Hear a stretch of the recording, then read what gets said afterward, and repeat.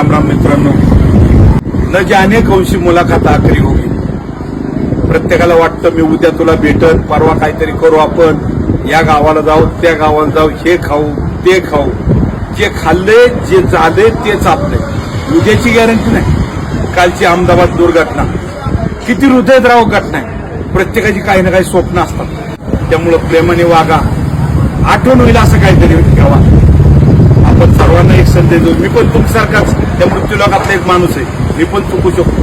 अतिशय दुःखद घटना झालेल्या काल अहमदाबाद दुर्घटनेतील सर्व नागरिकांना, त्या झालेल्या प्रवाशांना, शेजारी असणाऱ्या ज्या बिल्डिंगवर पडल्या त्यातल्या डॉक्टरांना भावपूर्ण श्रद्धांजली.